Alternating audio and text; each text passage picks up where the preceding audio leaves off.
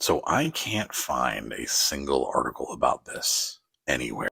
Generally, you're not going to, because most of us aren't even going to say anything about it to the public or even to most of our friends, and maybe not even our family. Most of my family and most of my friends do not know this about this part of my life, but I'm about to explain it to you in a very short period of time. So please take a moment to look. 2017, I was dating somebody, and he and I ended up becoming domestic partners.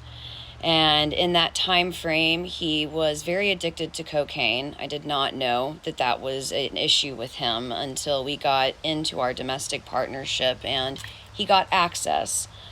And then it became a daily thing for him. He hid it from me and our relationship just fell apart. I didn't realize any of this was happening. I fought, I tried, I did everything that I could to make him. He was also an alcoholic on top of that, and he called himself a professional alcoholic. Now, I was also drinking very heavily at the time, so I would even consider myself an alcoholic at that point too. However, I had an amazing girlfriend at the time named Ashley, and she pulled me aside one day and she was like, Lala, I love you. I love everything about you, but I've seen a deterioration in you and you're drinking too much and you need to stop. And so I took that and I was like, okay, like I realized and I was overweight. I weighed like 150 pounds and I'm only 5'1". So it doesn't look good on me at all. My face was really puffy. I'll see if I can find a picture to add. I did not actually take a picture of myself almost that whole year because I was miserable internally. Like, he was also really into porn. He couldn't actually have, like intimate relations with me without it being on at one point. Just regular intercourse wasn't good enough for him. Like, it had to be the raunchiest, grossest, like most depraved thing that he had ever done. And me being the empath and the people pleaser and the lover that I gave in. And so I followed what he wanted. And I took myself down to the deepest parts that I have ever been inside myself, especially being raised a Catholic. And I was in my own hell. I literally was in hell on earth. Hell is not a place that you go after you die. It is literally a moment in time and where you are, your reality, your perspective. You can be in hell if you want to be right now. What's your choice? And 2 days after Valentine's Day in 2018, I broke up with him. I didn't have a job. We were living together. I was living in Austin, Texas at the time. There was no one near me. There was no family. I only had the friends that I had built within the 4 or 5 years that I had been there. That was it. And so I decided that for my betterment that I was going to leave him, even though, as I said, domestic partner, sorry, my very old, he's 16, my very old, he was with me through this whole thing. It was a big blowout.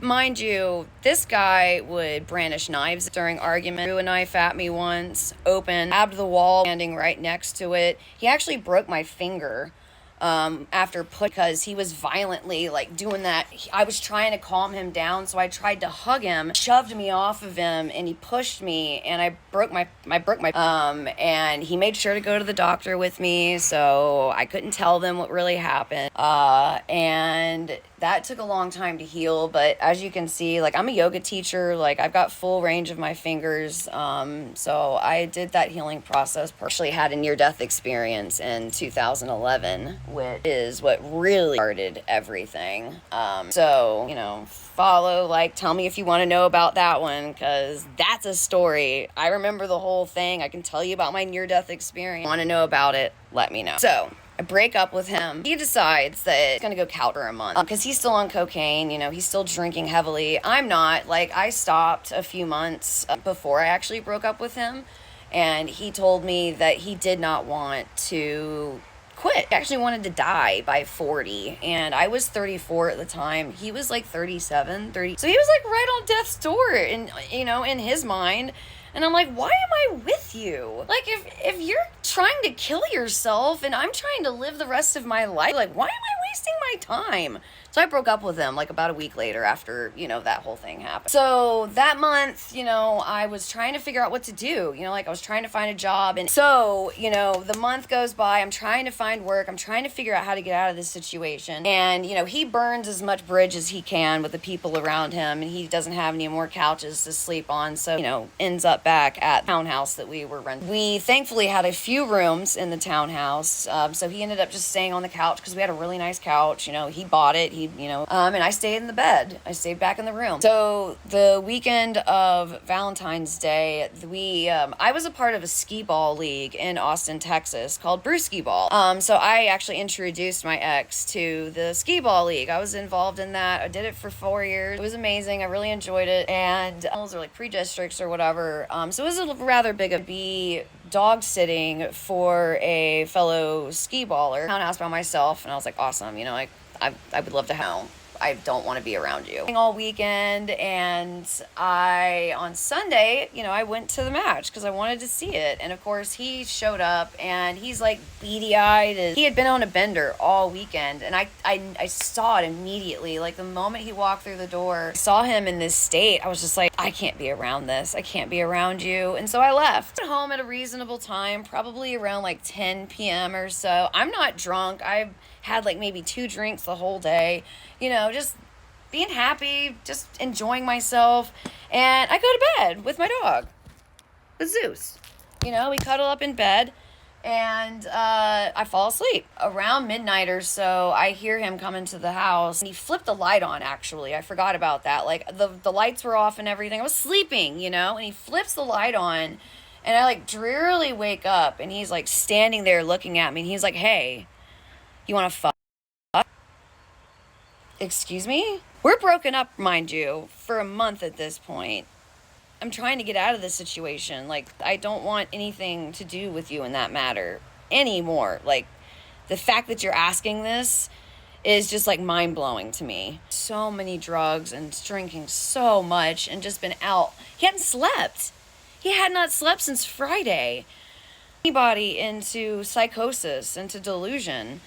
And when I said no, I saw the light leave his eyes, and he just went into a full rage. And I got the courage to get up out of bed and to put my feet on the floor. And I had forgotten that about 2 months prior to this, in that exact same spot where we were having an argument, he grabbed me by the throat, lifted me up off my feet, and slammed me onto the bed.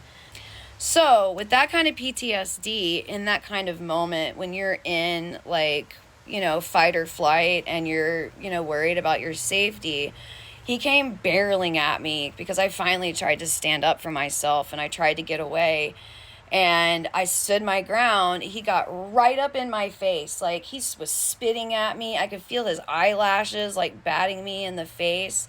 And I just went, see how there's nothing red on my hands? Like, just a pop. Not reality. Like, dude, do you realize what you're doing right now? He looked me straight in the eyes and said, you're going to regret the day that you ever did that. And his little ass outside. Mind you, he's only 5'9", 5'10". He's not, and I'm 5'1". He wasn't that much bigger than me, but he was heavy at the time. He had gotten, drinking will do that to you. It puts on a gut, and he was eating like no tomorrow, because he used to be an athlete. He used to be a very avid cyclist. He was in great condition at one point, and then he just let himself go, because he was dealing with the fact that he's bi and that he likes guys, and that he never really fully went into that, experiment part of his life. And, he did some things here and there, but, like, he didn't just understand what he was feeling at the time, and like suppressed it and did the things that all the guys are doing right now that makes things like this happen. I think he stood outside of the house and started slapping himself on the face. He ran back inside, and his face was really red, and he's like, I just called the cops on you. You better get ready. I called the police. I was like, hey, like, he's trying to say that, like, I hit him, like, he's attacking me, like, he's trying to rape me. And because he called them first, I believed him, and they took me to jail. I spent 22 hours in downtown Austin. And he was actually the character witness that got me out, because my friend Ashley, during this whole thing, like, she was on the phone with me. I should have called them first, but I thought he was better than that. And I'm telling you that this gentleman making this video is why I'm making this. You were very correct. You do not know sometimes, like, how angry and reactive someone can get. And to be honest, like, I did not spend enough time getting to know him. Let me know if you want to know about that, because that was a whole weird thing. It was booked downtown, and my friend Ashley literally forced my ex to go to the jail and provide a character witness for me to get me out. And thank God it was only like a $40 bond. And, they were going to prosecute me. The state actually was going to prosecute me for domestic violence, one level under a felony. No. No.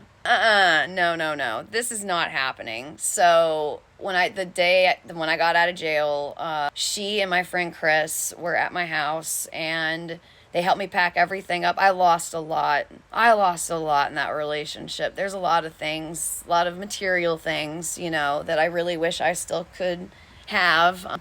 Like things my sister gave me, and just hold on. This is a very important lesson. When you're going through and you're remembering these things and it evokes an emotion, it is very important for you to feel that emotion and just let it out. You have to let it out of the body. You have to breathe. Because if you don't let it out, it's going to stay. It's going to get stuck in you.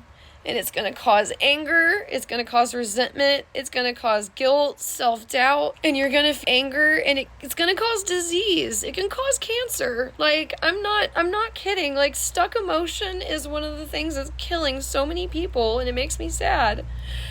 But if you feel that way, like if you're going through memories and things evoke, like you have to sit in the uneasy. You have to sit in the uncomfortable. You have to. Like you have to get through it. You can't push it down and you can't suppress it. You have to let it out. And this is what Reiki and yoga teach you.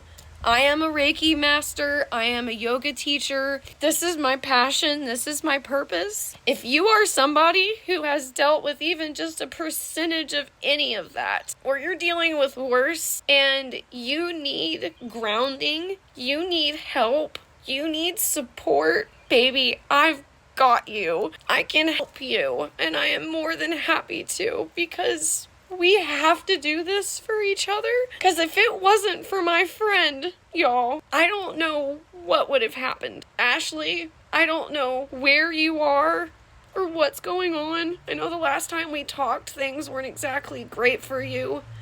I don't care about the money, baby. You can have. I'm fine. I hope you're good though, because you saved my life. And I know that I'm here to do the same thing for so many other people. So I've got so many other stories of so many other things that I have been through at the hands of men and at the hands of partners, of family members.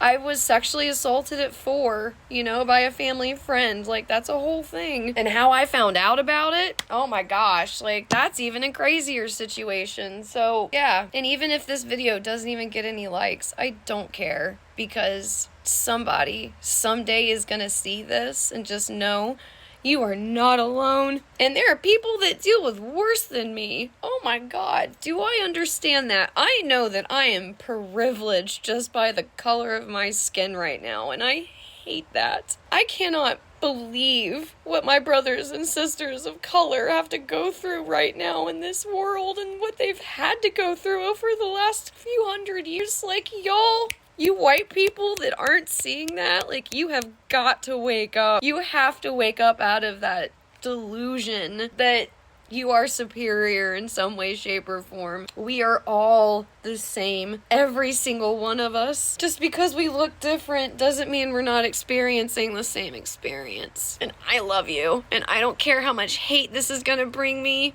I am protected by God. Jesus is my homeboy, and this is my purpose. So, avocado om, baby. Namaste. I love you. I want the best for you.